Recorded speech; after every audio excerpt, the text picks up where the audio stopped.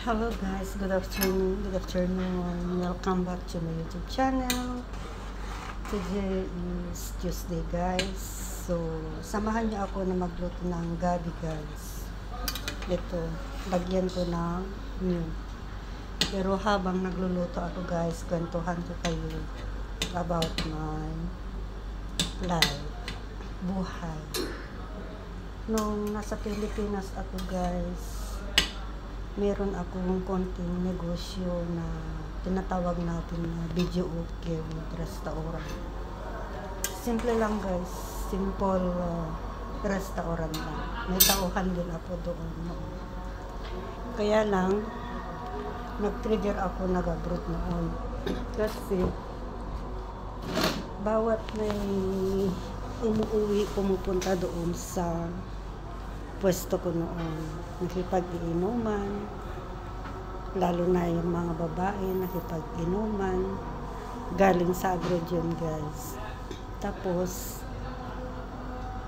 pag umuwi sila, andoon, nakikita ko na naka-high heel sila, maglalakad sa kalsada, which it's alam ko na katulong lang sa abroad yun guys.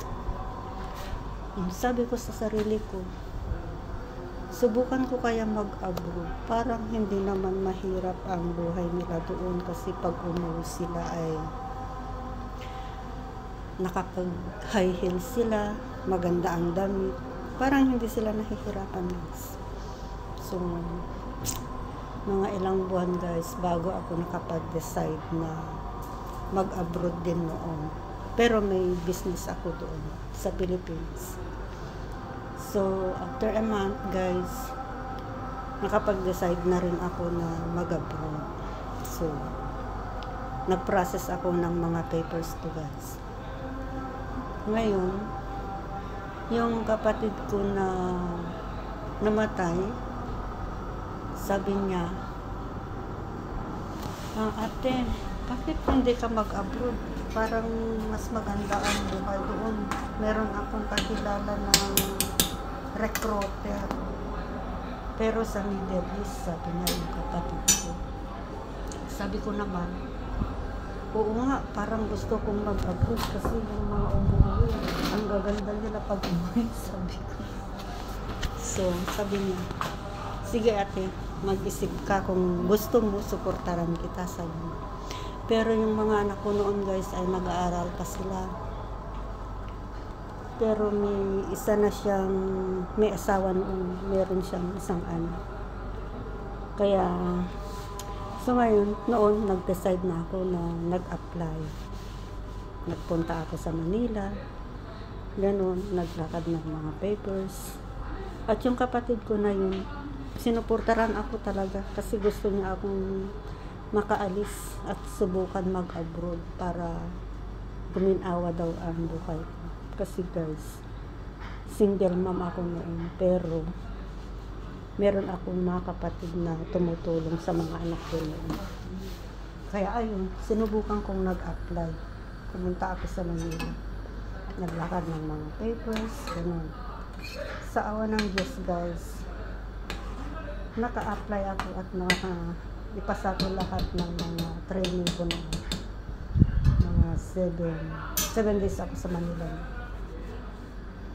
Kaya nung natapos ko na ang training ko, nag-antay lang ako ng 1 buwan bago ako nakapunta dito guys. So nung lumabas na yung papers namin na meron na akong employee, ay tuwang-tuwa ako. Tuwang-tuwa ako talaga. Sabi ko, sa wakas, makapunta na rin ako sa abroad. At masubukan ko na rin kung paano mag-abroad, sabi ko. So, yun na nga. Nandito na ako sa UAE. Year 2011. So, may kasama naman ako doon sa isang bahay noon na ang in-applyan kong trabaho guys is babysitter. 3 ang alaga ko noon. Mga maliliit pa. Tapos, naman ako ng isang 1 year ata yun. 1 year o 1 year. 1 year and a half. Doon sa una kong employee. Tapos, kung muna hindi ko kaya mag-alaga ng mga bata kasi ang mga bata dito guys ay ang kulit-kulit. Makulit talaga sila. Makulit. So, nag-decide ako na umuwi na lang. Kasi makukulit ang mga bata. Tapos, pa yung mga tita nila noong konsentido. O, di nakapag-decide ako. Naka 1 year and 5 months ako doon. Tapos sabi yung tatay ng employer ko, huwag ka munang umuwi. Gusto mo subukan, ipasok kita doon sa barkada ko kasi nangangailangan ng katulong. Kasi wala silang katulong. Tapos, ang kasama mo doon ay mga Pilipinas, sabi niya. E di nag-isip ako. Sabi ko, kung uuwi ako, wala akong pera, tapos meron pa akong utang ako. Hindi ko pa naanuhan yung gastos ko, sabi ko. So, sabi ko, pwede bang bigyan mo ako ng isang araw para makapag-isip? Sabi ko sa tatay ng amo ko noon. O sige, sabi ko. O di nag-empathy na ako kasi nakadecide na ako na umuwi noon. Eh, sabi ko naman, talagang nag-trigger sa isip ko na hindi ako uuwi hanggat wala akong kunting pera na iuwi, sabi ko. So, nakapag-decide ako. Sabi ko, o sige sir, pupunta ako doon. Pero, pag hindi ko kaya kako, pwede at tumawag sa inyo para babalik din. Oo naman, sabi ko. So guys, nandito na ako ngayon sa pangalawa kong employee. Sa awa ng Diyos, okay naman. Pero ang problema lang namin dito guys ay maliit na sahod, pero open man ang pagkain, maluto mo kung anong gusto mo. So hanggang ngayon, naka 16 years na ako dito sa bahay na ito. At yung inaasahan ko na maganda na umuwi at nakapag-high heel, magagawa mo kung gusto mo guys, pero pag nandun ka na sa Pilipinas, parang umaapaw din yung hiya mo na sabi ng mga tao, katulong lang yan. Pag umuwi, akala mo ang ganda-ganda niya, tagalinis lang ng inidoro. Yun ang sabi ng mga tao pag nag-abroad ka guys. At maganda ka sa paningin. Kung may alahas ka, nakabihis ka ng medyo maganda, tapos lalabas ka na. Ayun ang sabihin ng mga tao. Kaya nung umuwi ako, hindi ko magawa talaga kasi umaapaw talaga yung hiya ko. Kahit gustuhin ko man, wala. Yung simple lang ako guys. Mas maganda pa nung hindi pa ako nag-abroad, naka-lipstick ako, naka-relo, yun, may alahas konti.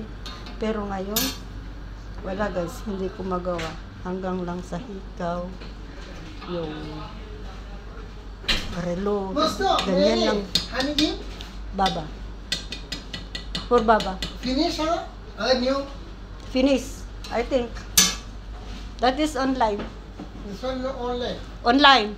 This one New Zealand. Yeah, online, that one. I received. You receive? Yeah. Online. Online. Honey inside. La kitta bajita. Yeah, mal gabble arms. Only go New Zealand do that. Yeah, New Zealand but had online. Honey. Honey. Honey. So, ayan guys. May part to guys. Like before the week, next week, alright.